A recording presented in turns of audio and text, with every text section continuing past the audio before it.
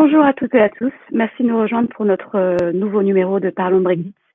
Aujourd'hui, on va parler des négociations. Et s'il n'y avait pas d'accord du tout avant la fin de la période de transition, qu'est-ce qui se passerait? À quoi joue en fait l'Union européenne et à quoi joue le Royaume-Uni à ne pas vouloir se mettre d'accord?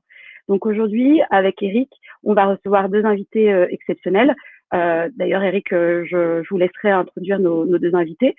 On va parler pendant 1 heure justement des grandes questions qui seront liées à ces non-discussions actuelles entre l'Union européenne et le Royaume-Uni. Bonjour Eric.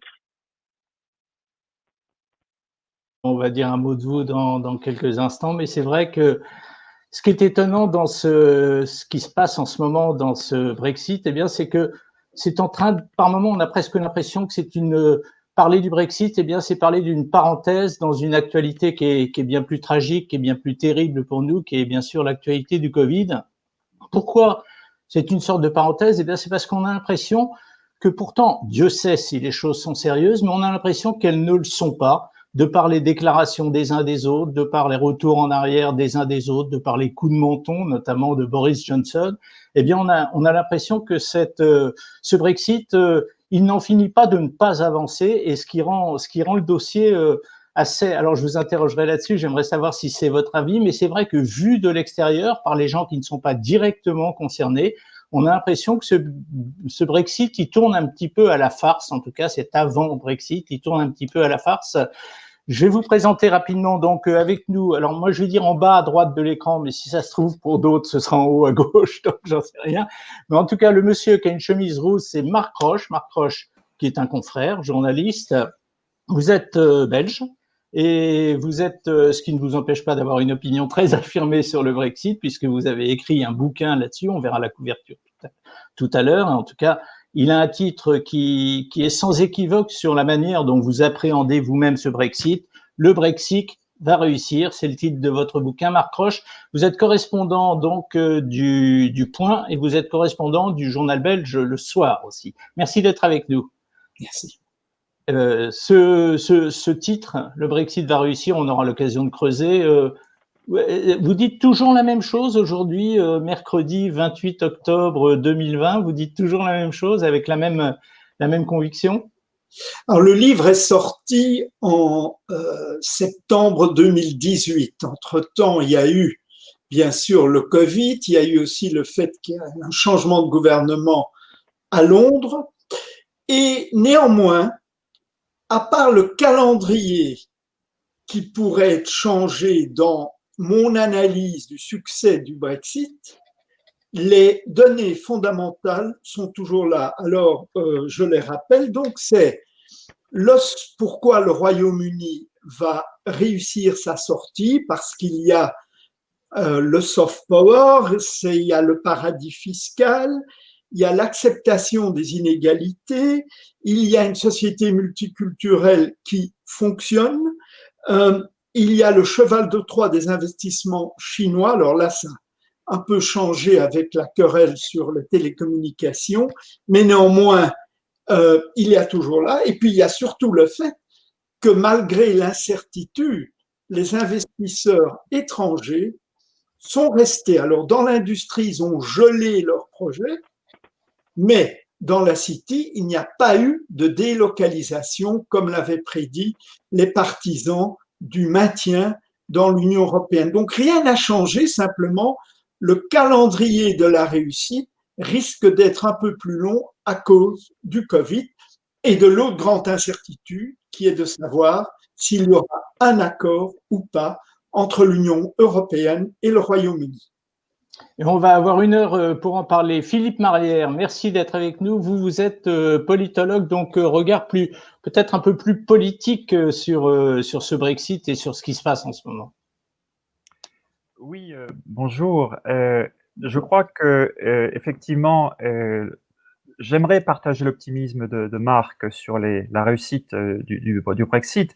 Je suis un peu plus j'ai mis quelques doutes quand même par rapport à ce qu'il a pu dire, même si effectivement les arguments qu'il donne, qu'il vient de rappeler, sont extrêmement pertinents. Hein. Et ma position, c'est que justement, il ne faut pas voir le Brexit à la fois soit comme une réussite totale, ce que le gouvernement en place avait, avec succès d'ailleurs, vendu d'une certaine manière aux Britanniques il y a 4 ans lors du référendum, où tout irait mieux tout à coup, ou ni non plus comme un succès patent. Je crois que la réalité est probablement entre les deux, c'est-à-dire qu'il y a suffisamment de ressources, et Marc les rappelait à l'instant, sur le plan politique, économique, social, culturel au Royaume-Uni pour que le Royaume ne s'effondre pas à la suite de la sortie imminente de l'Union européenne. Ça ne sera pas le cas, il n'y aura pas de chute vertigineuse de l'économie britannique, mais je pense qu'il y aura des ratés, il y aura des problèmes, hein, dans tous les domaines d'ailleurs, économiques, géopolitiques, etc. Je pense que c'est comme ça qu'il faut voir, à mon avis, la situation qui va s'ouvrir maintenant, c'est-à-dire que en réalité, c'est ça. Est-ce que le Brexit sera, lorsqu'on fait une analyse profitable à la société et à l'économie britannique, ou au contraire, tout en conservant un dynamisme qui, je crois, le pays ne va pas perdre, est-ce que ça ne va pas amener de nouvelles entraves? Et je pencherais plutôt pour cette deuxième solution. Mais surtout, aujourd'hui, on se pose vraiment la question de savoir si un accord est possible, parce qu'il y a eu un coup d'arrêt il y a 10 jours sur les discussions entre Boris Johnson et on va dire l'Union européenne. Aujourd'hui, il y a Barnier qui est revenu à Londres, ils se remettent autour de la table, mais rien n'avance.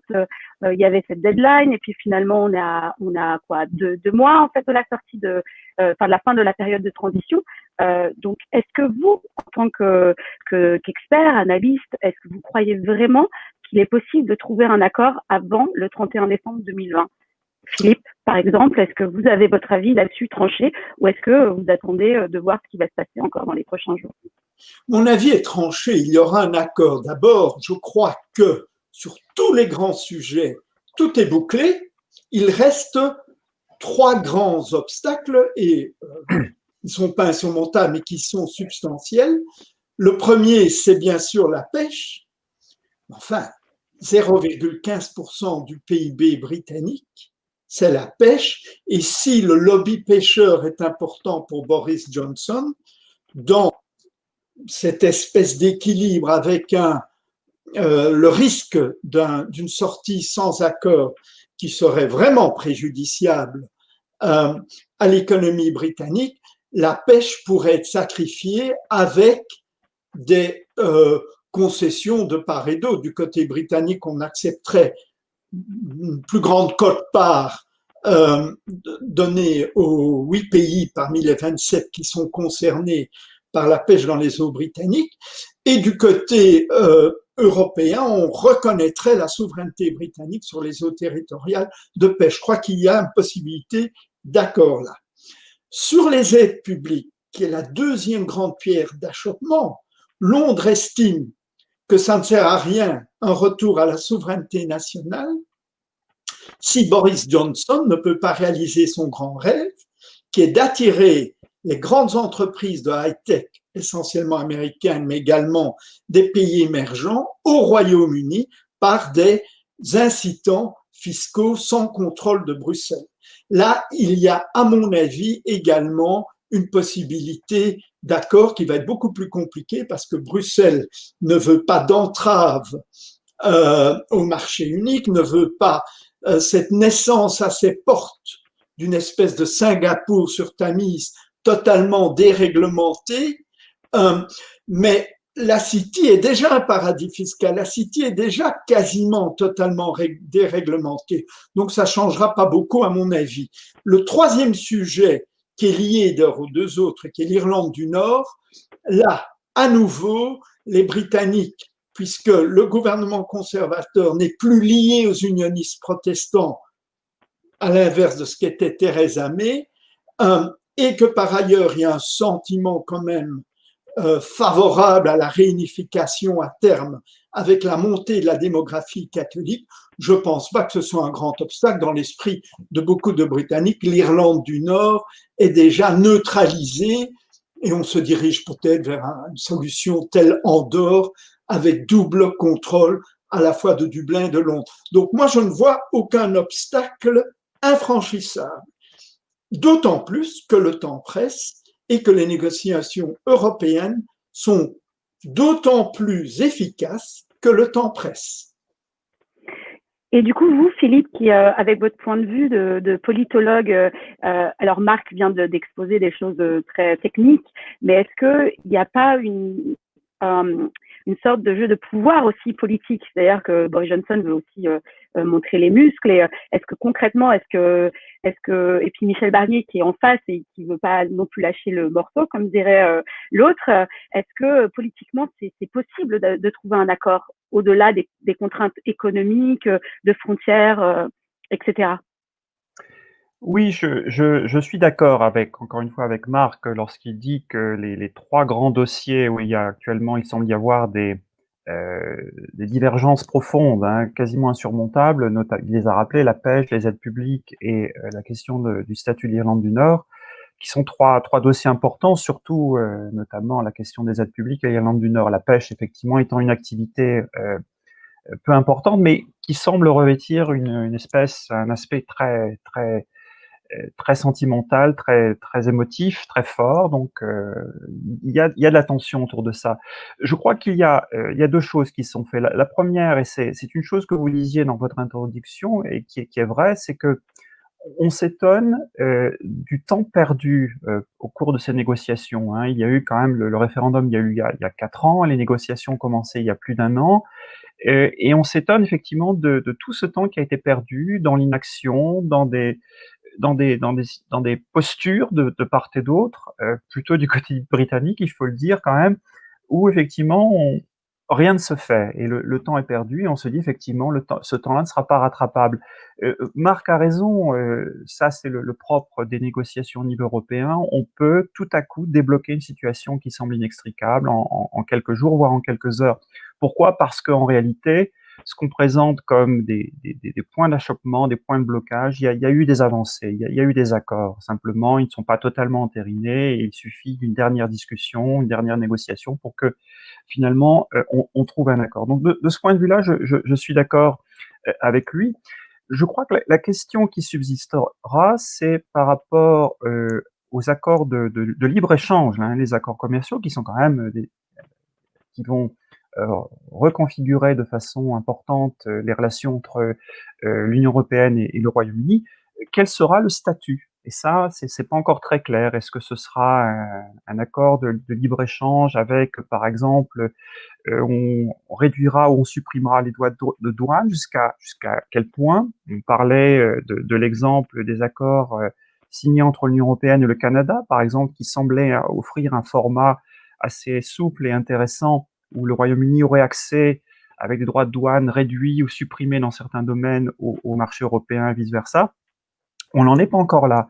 Donc on voit qu'il y a quand même encore des enjeux importants. Donc encore une fois, Marc apparaît plus optimiste que moi. Je pense qu'effectivement, ce qu'on présente comme des obstacles insurmontables, il y a beaucoup de bluffs de part et d'autre, et en réalité, le jour dit, voire quelques heures avant la date butoir, on pourra trouver un accord.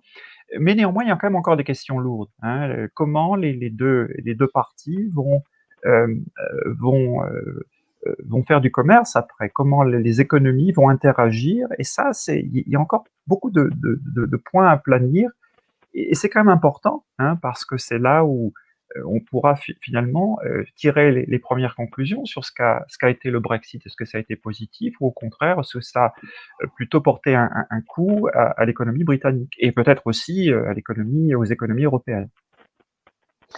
Philippe Marlière, je voudrais rebondir sur ce que vous venez de dire. Et vous l'avez dit à 2 reprises, il va être possible de trouver un accord, ça peut se faire très rapidement, et vous avez l'air de ne pas douter qu'on trouvera un accord. Mais alors, je vous pose une question idiote. Pourquoi attendent-ils le dernier moment? Quand je dis attendent-ils, j'englobe évidemment le Royaume-Uni et l'Europe. Pourquoi attendent-ils avant de trouver un accord alors que ce serait préparer une rentrée de Brexit beaucoup plus sereine que de dévoiler des choses maintenant et d'aboutir à des accords maintenant, non?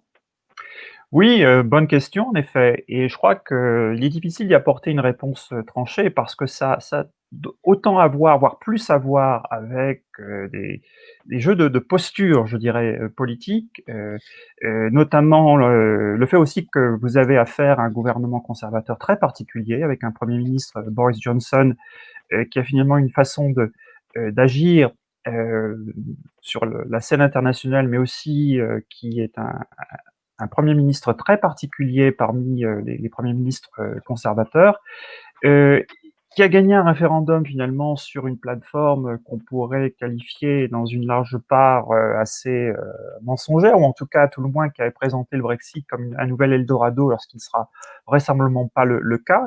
Et encore une fois, je ne fais pas partie de ceux qui disent que le Royaume-Uni va connaître une récession économique épouvantable dès le moment où il sortira de l'Union européenne, mais je pense néanmoins que ce n'est probablement pas une bonne idée en général d'un point de vue économique. Et donc, pour toutes ces raisons, parce que vous avez Johnson qui a gagné ce référendum, souvenez-nous, hein, il disait que on allait, le pays allait économiser 350 millions de livres sterling par semaine qu'il allait pouvoir réutiliser, réinjecter dans le service public, notamment la santé publique. Tout ça s'est avéré faux, un mensonge. Donc, effectivement, pour toutes ces raisons, il faut après maquiller, cacher certaines promesses qui ne pourront pas être tenues, tenir bon par rapport à une aile eurosceptique qui est quand même maintenant majoritaire dans le groupe parlementaire conservateur au Parlement, une presse tabloïde de droite qui effectivement a toujours soutenu un Brexit dur, parce que sur ces questions économiques, sur ces questions juridiques très complexes, viennent se greffer aussi tout simplement des questions politiques, d'affect, des questions finalement de retour. Lorsqu'on parlait, c'était l'un des deux grands thèmes de cette campagne, c'était nous allons reprendre notre souveraineté qui a été perdue, concédée progressivement à Bruxelles. Nous allons donc redevenir souverains en sortant de l'Union européenne. L'autre question était aussi l'immigration, qu'on allait justement le fait de redevenir souverain, on pourrait maîtriser les flux migratoires. Donc voilà, c'est aussi une question d'affect, c'est une question de positionnement, hein, et tous les pays connaissent ça lors de crises, lors de désaccords profonds, hein, dans des périodes régulières. Et je crois que ce référendum a montré cela. C'était aussi finalement, au-delà de la décision de quitter l'Union européenne, c'était surtout en réalité une question que les Britanniques se posaient à eux-mêmes. Qu'est-ce que c'est que le Royaume-Uni, hein, composé de ces différentes nations? D'ailleurs, on a vu que l'un des effets pervers, selon moi, et négatif du Brexit sera d'avoir fragilisé l'Union. Hein, on voit que l'indépendance écossaise a repris de l'allant depuis, et on voit aussi que les négociations ont mis à mal, peut-être pas de façon définitive, mais en tout cas ont sacrément secoué les accords de paix en Irlande. Donc, vous voyez, pour toutes ces raisons, je pense que c'est aussi les raisons pour lesquelles ce gouvernement, qui a gagné, je l'ai rappelé, dans des conditions particulières ce référendum, en faisant des promesses particulières, en flattant une forme de nationalisme britannique, et disons-le plus précisément anglais plutôt que britannique, pour toutes ces raisons, a tenu bon, veut montrer qu'il est dur, qu'il est ferme, qu'il négocie durement avec Bruxelles et qu'il ne va certainement pas se laisser chahuter par Michel Barnier ou tout autre représentant. Voilà, mais Philippe Marlière, encore une fois, on a l'impression, à vous entendre parler, que les rôles que jouent les personnages, finalement, ce sont plus des rôles que de véritables volontés qu'ils ont au fond d'eux, et que les hommes, dans ce Brexit, jouent un rôle énorme, d'où cette impression qu'on peut avoir, dont je parlais au début, par moments de farce, le mot est un peu fort, mais en tout cas de pièces de théâtre par moments. Marc Roche, j'aimerais connaître votre avis sur ce sujet. Vous qui êtes baigné dedans depuis, et a fortiori depuis 2 ans quand vous avez écrit votre bouquin, est-ce que vous avez ce sentiment par moment que ces hommes, ça va être dur ce que je vais dire, mais ne se couvrent pas de gloire dans la manière dont ils traitent les affaires en ce moment? Écoutez, c'est pas totalement de leur faute, puisque jusqu'à Boris Johnson, on a perdu du temps pour une raison bien simple. Theresa May n'avait pas de vraie majorité, elle dépendait des unionistes protestants qui, bien sûr, bloquaient tout. Et donc, il a fallu vraiment attendre la victoire de Boris Johnson, à la fois dans la course au leadership conservateur après la démission de Theresa May, mais surtout, après sa victoire du 12 décembre 2019, le raz-de-marée conservateur sur un thème, Let's deliver Brexit. Il faut livrer le Brexit, il faut y arriver. Et donc, dès que la situation politique a été stabilisée à Londres par la victoire triomphale de Johnson, les choses ont pu avancer. Ceci dit, vous savez, les négociateurs ne sont que des négociateurs. Michel Barnier a beau tirer la couverture à lui.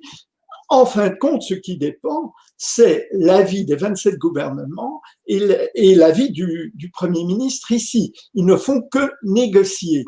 Donc on a perdu beaucoup de temps à cause des Britanniques, c'est vrai, mais on a rattrapé ce temps dès que la situation politique était claire. Alors j'aimerais quand même revenir sur le vote du référendum. Alors, moi j'étais un Remainer, donc j'étais partisan du maintien dans l'Union européenne et simplement j'ai pris acte de la décision populaire. C'est pas celle que je voulais, mais 52% des gens ont décidé qu'ils voulaient quitter l'européenne, on quitte l'Union européenne.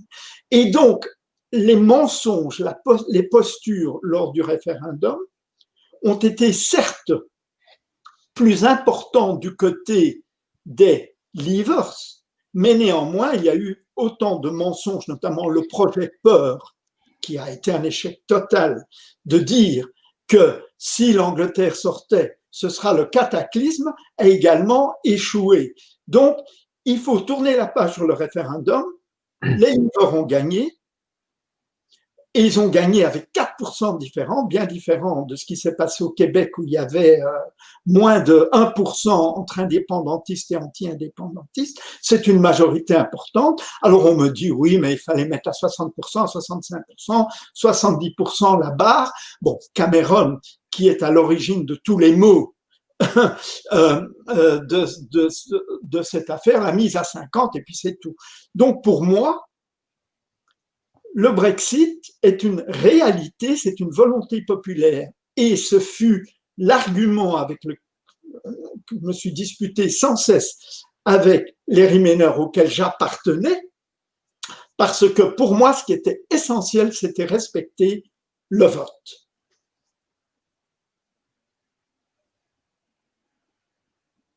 Denise qui habite dans le Kent depuis plus de 20 ans et elle se demandait si l'Union européenne n'avait pas été trop dure en fait avec le Royaume-Uni, comme une sorte de punition, d'avoir justement, comme vous le disiez si bien Marc, choisi de sortir de l'Union européenne, même si sa majorité est l'Angleterre, mais cela dit, voilà, le vote populaire était là. Donc du coup, est-ce que vous estimez que l'Union européenne a été trop dure? Est-ce qu'elle est encore trop dure avec le Royaume-Uni et est-ce que elle va réussir à un peu à assouplir sa position dans les prochains jours, dans les prochaines semaines? Philippe, vous en pensez quoi? L'Union européenne, c'est comme ça que ça fonctionne. C'est-à-dire que comme il y a 27 gouvernements et qu'il fallait à tout prix, et toutes mes félicitations à l'Union européenne là, maintenir l'unité, puisque les Britanniques sont des experts divisés pour régner, se servir de leurs alliés habituels, les Scandinaves, les Néerlandais, les pays de l'Est contre la France, l'Allemagne ou le Benelux, ou l'Italie et l'Espagne et les pays du Sud. Là, l'Union européenne a maintenu une position ferme, mais cela veut dire qu'elle a été dure et qu'elle n'a pas beaucoup fait preuve de compromis. Mais enfin, c'est pas tout à fait de sa faute. Il y avait une situation politique à Londres qui était intenable avec l'absence de majorité. Dès qu'il y a eu, qu'on aime ou qu'on n'aime pas, une situation politique claire, il y a eu, et du côté britannique et du côté européen, plus de liens, plus de volonté d'arriver à une solution. Mais pour les Européens, moi je comprends, ils voulaient à tout prix maintenir l'unité. Mais les Britanniques aussi ont été intransigeants. Vous savez, les négociations européennes, c'est toujours comme ça que ça marche. On est intransigeant, puis en dernière minute, il y a un compromis qui arrange tout le monde.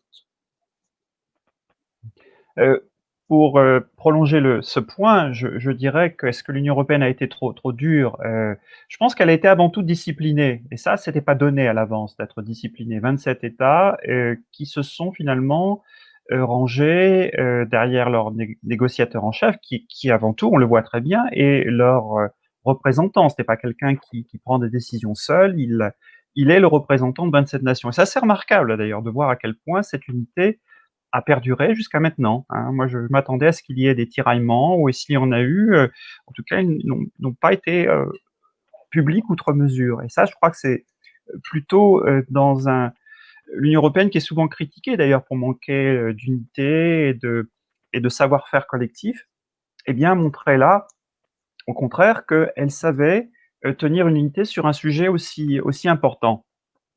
Et c'était pas donné à l'avance parce que finalement, on savait que par rapport, il y avait aussi certains tiraillements, notamment il y a quelques années au moment du référendum dans certains pays, des tiraillements un petit peu eurosceptiques. Et d'ailleurs, l'une des ironies de ce Brexit, c'est peut-être d'avoir calmé justement certaines velléités dans certains pays, y compris dans des oppositions en France et ailleurs, ceux qui prônaient aussi notamment un Frexit en France. Bon, on les entend moins depuis quelque temps.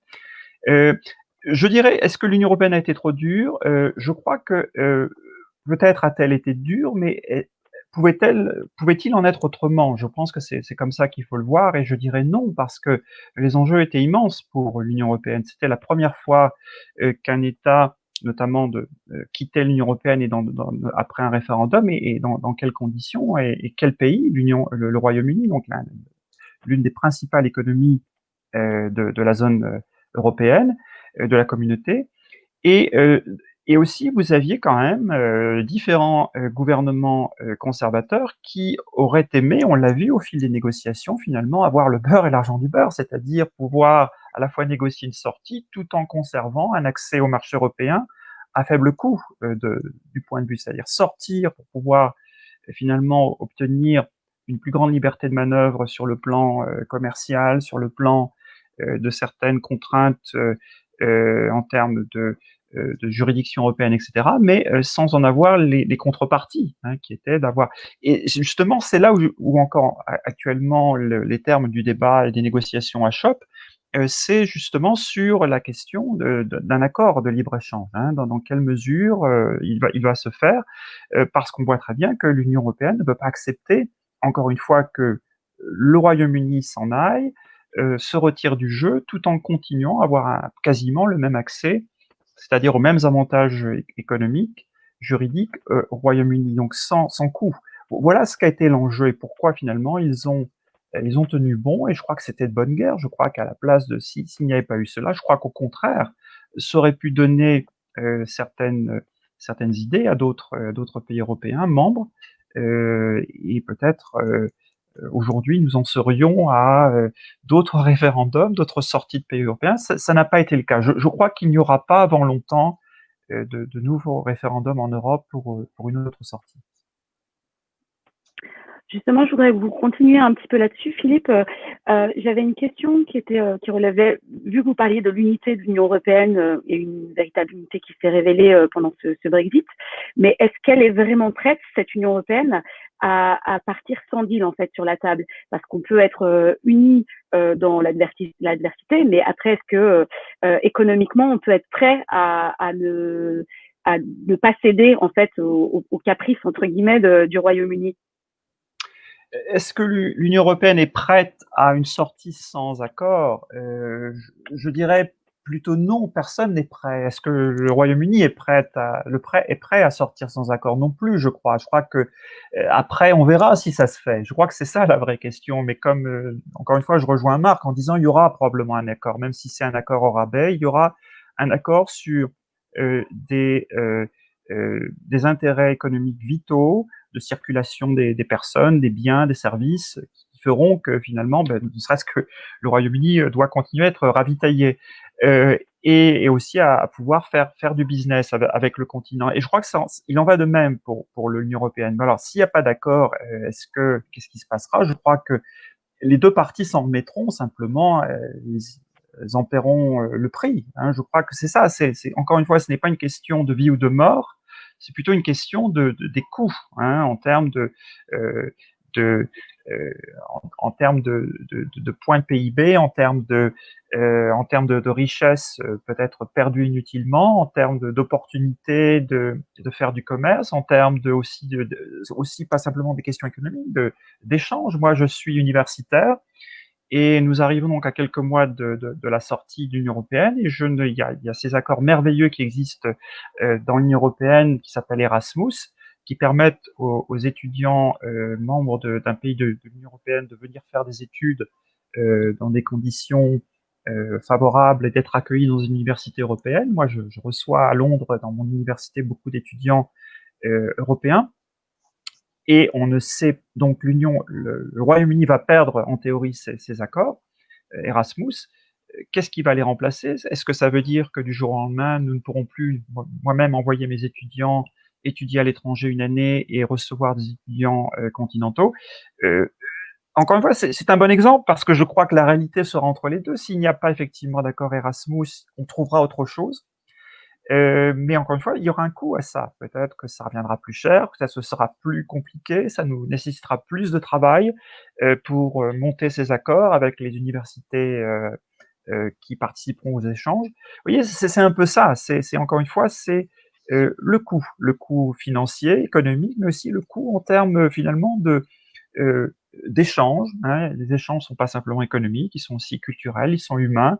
Et je pense qu'on le sait, il suffit de le voir pour toute la communauté de ressortissants européens qui vit au Royaume-Uni, qui s'est inquiété après le référendum de ce qui allait lui arriver. Hein. Pourrait-il rester? Dans quelles conditions? Etc. Donc on voit qu'il y a encore à quelques mois de la sortie beaucoup de points d'interrogation. Je vais saisir la balle au bond de ce que vous venez de dire, Philippe, quand vous évoquez Erasmus et donc que vous évoquez le milieu étudiant. Vous nous donnez l'occasion d'annoncer qu'avec Léla, on est en train de mettre sur pied une émission qui sera justement consacrée et aux professeurs et aux étudiants dans le cadre de ce Brexit, bien sûr. Ce sera dans quelques semaines. Je voudrais maintenant me tourner vers Marc Roche. Marc Roche, vous êtes journaliste, vous êtes correspondant donc pour un quotidien belge, un hebdomadaire français, Le Point, un quotidien belge le soir. Je voudrais vous poser une question. En tant que quotidien, vous vivez l'actualité de Grande-Bretagne. Est-ce que le Covid pèse sur les négociations du Brexit? Il est très clair que le Covid, dans toute son horreur, a un aspect positif, c'est qu'il accélère les négociations parce que personne ne veut cette combinaison détonnante du Covid et du Brexit, qui a d'ailleurs trouvé son nom dans un truc qui s'appelle Vrobit. Et donc, personne ne veut ça. Et donc, le Covid et les effets dévastateurs économiques, notamment au Royaume-Uni, comme en Europe d'ailleurs, mais si on prend le cas du Royaume-Uni, fait que le coût d'un accord, de l'absence d'accord, va être beaucoup plus lourd et le calendrier sur lequel j'ai basé mon livre va encore être plus long. Ceci dit, le calcul de Boris Johnson, qui, comme tout homme politique, n'est pas dénué de cynisme, c'est que le coût d'un Brexit va être très minimisé par rapport au coût du Covid. Et donc, s'il y a absence d'accord, quelques problèmes de croissance en plus, c'est pas ça qui va changer. Il va enterrer le Brexit dans le coût dans le coût général du Covid.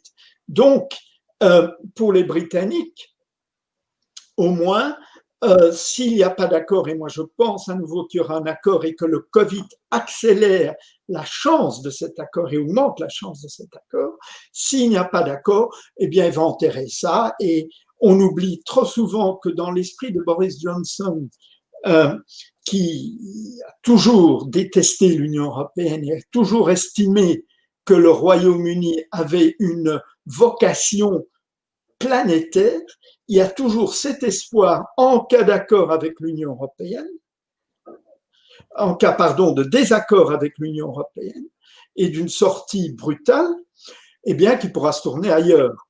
Le Commonwealth, les États-Unis, les pays émergents. Il y a cette conception qu'on oublie un peu trop souvent, qui a été fortement dénigrée dans l'Union européenne, qui est quand même très eurocentrique, de ce côté planétaire qu'ont les Britanniques en raison de leur histoire, en raison de leurs liens économiques, leurs liens politiques, la colonisation, le Commonwealth, tout cela. Et dans l'esprit de Boris Johnson, cela pourrait jouer un rôle pour compenser une sortie sans accord, tout en, je le dis, il y aura un accord pour éviter, même un accord minimal, comme le dit Philippe, pour éviter une sortie brutale. Mais s'il y en a, la vie continuera. Voilà, je rebondis encore une fois sur ce que vous venez de nous dire, Marc. Vous nous avez dit que s'il n'y avait pas d'accord, Boris Johnson aurait la tentation évidente de se tourner vers soit le Commonwealth, soit peut-être les États-Unis. Ma question, c'est en quoi l'élection américaine peut-elle peser sur les négociations du Brexit? Alors, il est très clair que Boris Johnson favorise une réélection de Trump. Ils ont des liens privilégiés. Trump a promis un accord commercial rapide. Le fait est que si Joe Biden doit l'emporter, cela posera des problèmes aux Britanniques et ce pourra les contraindre à accélérer les négociations pour trouver un accord. Parce que Joe Biden est quand même perçu comme anti-Brexit. Il est intervenu dans le débat récent sur la loi visant à rétablir un pouvoir de Westminster sur l'accord passé avec Bruxelles. Il a dit que c'était hors de question puisque ça mettait en cause le statut de l'Irlande du Nord. Il est lui-même d'origine irlandaise. Il est perçu comme proche de Dublin et pire pour les Britanniques, il est perçu comme pro-français parce qu'il y a beaucoup de personnes dans son entourage qui veulent un rapprochement avec Paris et ne sont pas particulièrement attachés à la special relationship. Ceci dit, c'est un multilatéraliste. Ceci dit, le Royaume-Uni, à cause de la communauté de langue et la communauté de culture et les liens culturels et les liens économiques et d'investissement avec les États-Unis, et puis que dans son entourage, il a aussi quand même beaucoup d'élites de la côte Est qui, eux, sont pro-britanniques. Donc, à mon avis, ça fera pas de grands changements, une victoire de Joe Biden, mais ça va à la fois compliquer le Brexit et sans doute accélérer un accord. Je suis d'accord avec ce que vient de dire Marc, et j'ajouterai une chose que tu n'as pas citée, c'est aussi l'engagement des démocrates traditionnellement en faveur de l'accord de paix hein, en Irlande du Nord, hein, qui est très très important pour le camp démocrate. Bon, c'est Bill Clinton qui était président lors de la signature de ces accords de paix, et je pense que dans l'entourage de Biden, c'est aussi quelque chose de très important, et il voit d'un très mauvais œil justement le fait que Johnson à plusieurs reprises. D'ailleurs, le dossier, cette question n'est pas encore totalement éclaircie, mais elle l'est en partie, hein, de revenir sur l'accord, le protocole signé entre le gouvernement britannique et l'Union européenne, parce qu'on sait si on remet en cause ce protocole, l'accord de paix pourrait dérailler. Et là, on toucherait à une question qui n'est plus simplement d'ordre économique, mais une vraie question politique et militaire aussi, parce que les troubles pourraient réapparaître. Et là-dessus, le camp démocrate aux États-Unis est extrêmement vigilant. Il y a eu plusieurs dignitaires importants du parti qui ont pris la parole sur les ondes britanniques, la BBC, etc. L'avertissement était très clair. Donc oui, je suis d'accord avec Marc, une réélection de Trump serait une bonne nouvelle pour Johnson. Inversement, sans être une catastrophe absolue, la victoire qu'on attend, soyons prudents tout de même, de Biden dans une semaine, compliquerait la tâche de Johnson. Et probablement, Johnson estimerait alors que un accord avec l'Union européenne est impératif dans ces conditions, parce qu'effectivement, ce serait beaucoup plus compliqué pour le Royaume-Uni de faire des accords, y compris des accords un peu au rabais, avec les États-Unis sur le plan notamment de l'agriculture et d'autres produits. Donc voilà, je pense qu'effectivement les démocrates sont plutôt les alliés, je dirais, indirects de l'Union européenne dans ces négociations. Moi, je voulais savoir si ça avait été un gouvernement travailliste qui avait été élu en décembre l'année dernière, enfin un premier ministre travailliste, est-ce que les choses elles auraient été différentes? Parce qu'on a vu même avant l'accord de retrait, Jeremy Corbyn qui était un peu, oui, passif. Est-ce que avec un leader travailliste, les choses elles auraient évolué autrement? On aurait eu un accord? Est-ce que même on aurait pu, faisons un peu de la politique fiction, est-ce qu'on aurait pu avoir un retour en arrière et pas du tout avoir de Brexit? Parce qu'on blâme beaucoup Boris Johnson, mais bon, c'est un conservateur et il a ses postures politiques. Mais vous, qu'est-ce que vous en pensez? Est-ce que vous pensez que le Royaume-Uni s'en serait sorti autrement avec un gouvernement travailliste? Philippe, Écoutez, par exemple? ça dépend quel Premier ministre travailliste d'abord, parce qu'il y a quand même des différences entre Jeremy Corbyn et l'actuel dirigeant Keir Starmer. Mais je pense que l'issue n'aurait pas été différente. Non, il n'y aurait pas eu de remise en cause déjà du vote populaire, c'est impensable, même si justement jusqu'à l'élection de 2019, il y a eu la volonté, notamment chez certains dirigeants travaillistes, un petit peu de peser sur ce vote et d'essayer d'avoir un deuxième référendum. Il y a eu cette tentation. C'était jamais très clair parce qu'effectivement, c'était un sujet extrêmement sensible. Il était difficile, alors que les deux camps étaient coude à coude dans les sondages, de pencher trop clairement en faveur d'un deuxième référendum, ce qui voulait tout simplement dire que, en tant qu'élu, on s'asseyait sur un vote populaire qui venait d'avoir lieu. Donc c'était très compliqué. Néanmoins, on voyait très bien dans quel sens une partie je dirais, de l'appareil travailliste penchait. On sait très bien, un rappel, que l'électorat travailliste a voté dans une large majorité pour Remain, les adhérents du parti également. Ça se compliquait avec la direction du parti travailliste sous Corbyn, parce que c'était là, en réalité, autour de Corbyn lui-même, et peut-être dans son entourage, mais aussi lui-même, ils étaient peut-être un peu, s'ils n'étaient pas eurosceptiques, en tout cas, ils n'étaient pas particulièrement convaincus que rester dans l'Union européenne, c'était une priorité absolue. Hein. Même si c'est compliqué, son numéro 2, par exemple, John McDonnell, qui s'occupait de l'économie et des finances, c'est selon moi un Européen assez convaincu. Corbyn, beaucoup moins.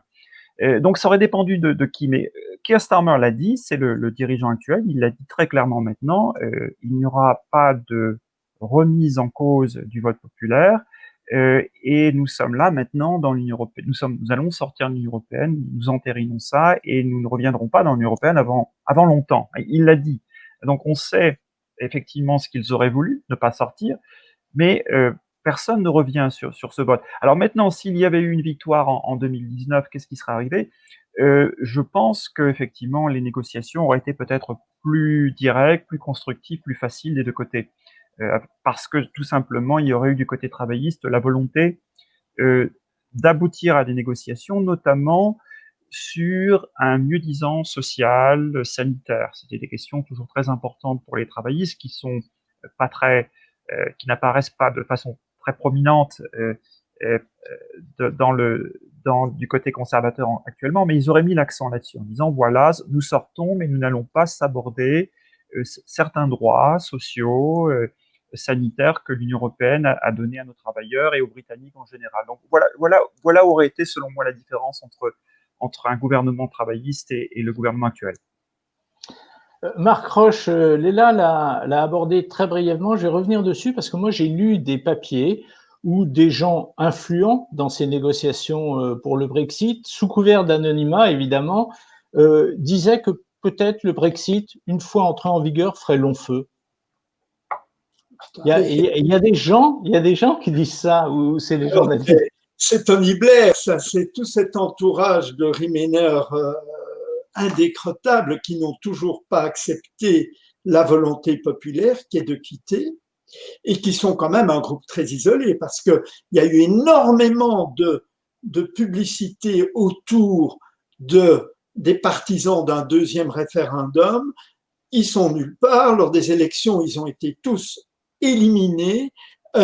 L'opinion publique britannique accepte le Brexit aujourd'hui. Je crois que c'est assez Et le Brexit veut dire on quitte l'Union européenne, on garde des relations. Les sondages montrent aujourd'hui que si le référendum avait lieu à cette date, eh bien, le résultat serait plutôt inversé.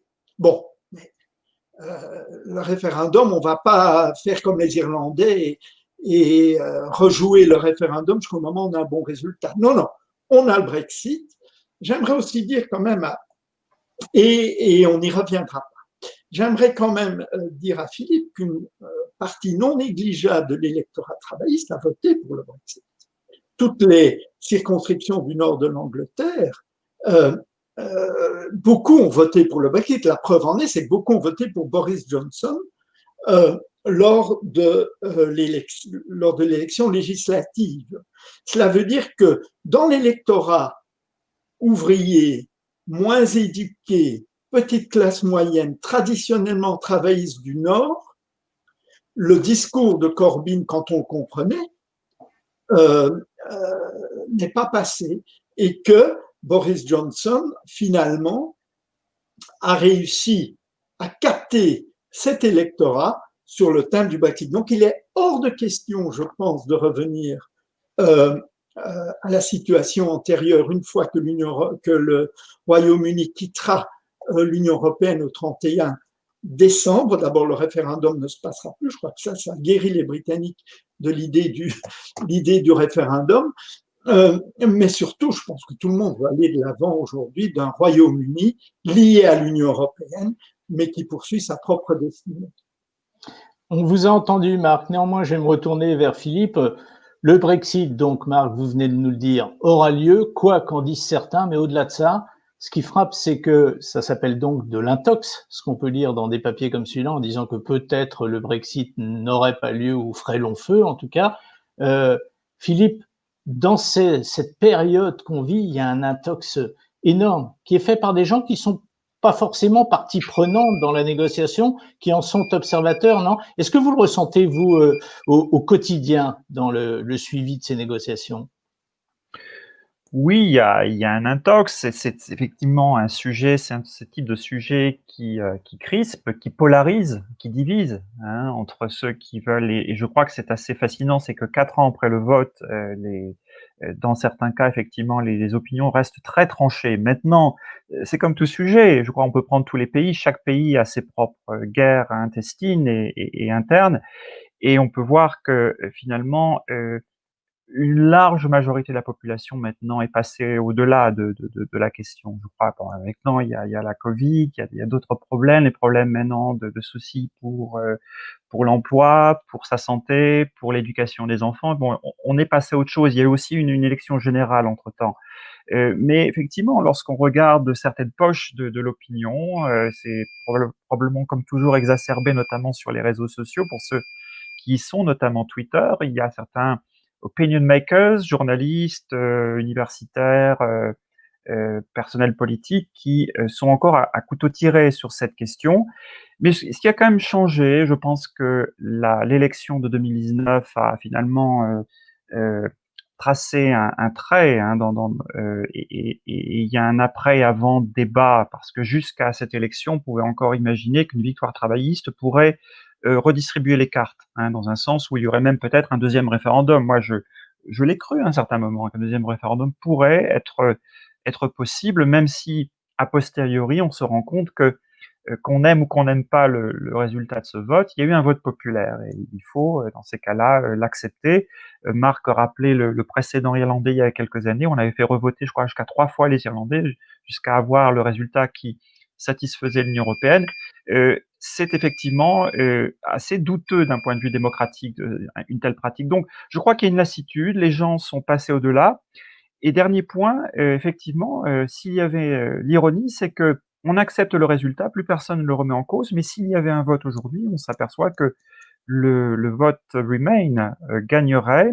Et je voyais encore un sondage ce matin même en disant, c'est pas une histoire de vote directement, mais on demandait aux Britanniques, dans un sondage récent, est-ce que la décision de quitter l'Union européenne est une bonne ou mauvaise décision, hein? Bon, ça revient à peu près à positionner les gens sur la nature de leur vote, mais simplement d'avoir un sentiment sur est-ce qu'on a fait une bonne chose là? Est-ce que ça va nous aider? Est-ce que c'est bien?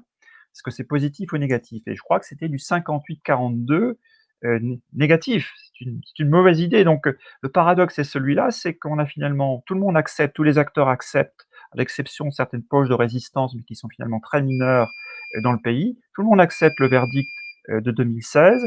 Il y a une lassitude terrible par rapport au sujet. Néanmoins, on s'aperçoit qu'on va sortir un petit peu sur la reculons de l'Union européenne, parce qu'il y a vraiment, c'est le cas de le dire, zéro enthousiasme par rapport à ce qui va venir.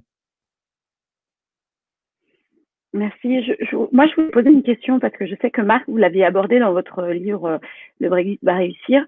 Est-ce que quand même, malgré tout ce que vous dites depuis tout à l'heure, donc finalement que ce Brexit avec cet accord qui va finalement être trouvé va réussir, le Royaume-Uni s'en sortira. Est-ce que quand même, ça va pas donner envie à d'autres pays de vouloir sortir de cette Union européenne, ou est-ce que, comme vous le dites dans votre livre, Marc, le Royaume-Uni est un pays européen pas comme les autres, c'est-à-dire que bon, il a sa monnaie, il fonctionne différemment du reste du continent. Vous, Marc, vous le voyez comment? Que Philippe a mentionné et que j'ai mentionné montre bien qu'il n'y a pas de candidat au départ. En plus, quand il voit ces 4 ans de psychodrame et des difficultés de dénouer des relations commerciales de longue date, des relations personnelles, les problèmes de contrôle aux douanes, etc., je crois que ça guérit toute velléité de quitter l'Union européenne. Mais comme vous le dites, le Royaume-Uni a toujours eu une place à part, a toujours eu un pied dedans, un pied dehors avec les exemptions, a toujours eu une vocation planétaire, a toujours eu des caractéristiques comme la City, première ou deuxième place financière mondiale. Et ce qui symbolise cette différence du Royaume-Uni, à mon avis, c'est bien sûr le vote ethnique, c'est-à-dire lors du référendum, bon nombre, on dit 40 à 45% des minorités ethniques ont voté pour quitter. Pourquoi? Parce qu'ils s'estimaient défavorisés par rapport à la libre circulation des Européens, à la fois pour les emplois, dans l'éducation, et surtout qu'ils vivaient très mal le fait de devoir obtenir des visas de séjour pour les familles alors que les Européens pouvaient venir et partir. Et donc le Royaume-Uni a toujours été exceptionnel et finalement la période dans l'Union européenne des 40 quelques années, c'est très peu par rapport à ces siècles de course au grand large. Je vais vous inviter à réfléchir l'un et l'autre. Je vais vous poser la même question à l'un et à l'autre, mais c'est pas une réponse qui s'improvise à mon avis. Je vais commencer, pour laisser Marc se reposer un peu, je vais commencer par Philippe. Philippe, qu'est-ce que serait un Brexit réussi? J'imagine que selon l'endroit d'où on se place, il peut y avoir plein de Brexit réussis ou plein de Brexit ratés. Pour vous, Philippe Marlière, quel serait le Brexit top réussi? Je vais répondre peut-être pas de façon personnelle, mais de façon un peu froide, un peu politologique, hein. C'est ma profession qui va essayer de parler parce que essayons de pas mettre trop d'affect là-dedans. Mais je crois qu'en répondant selon ces critères, je dirais tout simplement que c'est un Brexit qui sauve les meubles, c'est-à-dire sur les dossiers lourds, les questions d'échange, de commerce avec le continent. Il faudrait trouver effectivement des conditions qui soient à la fois favorables à l'économie britannique et aux Européens, et puis sans non plus transformer le pays en une espèce de zone où tous les droits pour les travailleurs, etc., soient complètement ou dans une large mesure éradiqués, ce qui avait été un petit peu à un moment donné la tentation de l'aile droite eurosceptique du Parti conservateur. Bon, voilà, je crois, ce qui pourrait être quelle que soit l'opinion que je puisse avoir en tant que citoyen du Brexit, si c'est bien ou pas, ce qui pourrait constituer, je crois, un Brexit réussi. Et c'est relativement possible encore, mais le temps presse, effectivement. Il y a quand même encore pas mal de points à clarifier de part et d'autre. Marc Roche, même question. Vous écriviez en 2018 le Brexit, pardon, va réussir. Qu'est-ce que ça voulait dire pour vous et est-ce qu'aujourd'hui ça a la même signification? J'invite tous les auditeurs et tous ceux qui nous suivent à relire mon livre d'abord. Parce que cela leur permettra de comprendre les enjeux qui ont quand même été terriblement occultés par les négociations difficiles et puis par le Covid. Donc, relisez d'abord mon livre, tout y est. Et donc, pour moi, un Brexit qui réussit, c'est tout ce qui remplit les différentes stipulations dans mon livre, à savoir un accord commercial en bonne et due forme avec l'Union européenne, sans doute selon le Canada, le modèle canadien qui ne couvre que les produits industriels et pas du tout la finance, parce que la City elle-même va sans doute profiter du Brexit pour renforcer sa position grâce au développement des liens extra-européens, mais je pense surtout qu'un Brexit réussi, c'est un Brexit qui va se faire dans une option mondialiste et non pas nationaliste, parce qu'il est très clair que l'aspect anti-immigration, l'aspect nationaliste, tout ce qui a été peu reluisant dans la campagne des Leavers, aujourd'hui est un peu passé au second plan. La crise économique est telle que le problème de l'immigration ne se pose plus. Il y a juste un problème aux yeux d'une partie de l'opinion publique britannique avec les illégaux, les clandestins qui traversent la Manche. Mais le problème de l'immigration des Européens a été réglé, le problème de l'immigration des travailleurs qualifiés non européens a été réglé, et donc un Brexit, pour moi, réussi, est un Brexit heureux, un Brexit en lequel le Royaume-Uni, tout en gardant des liens très proches avec l'Union européenne, suit sa propre destinée globale, planétaire. Ah, mais là, ça a été un peu injuste quand même, parce que vous avez eu le temps de la réponse de Philippe pour réfléchir à la réponse que vous allez nous faire, Marc. Vous avez été légèrement avantagé. On va dire match nul sur la réponse. Léla, 59 minutes de conversation avec Marc et Philippe, et on arrive au terme de cette rencontre.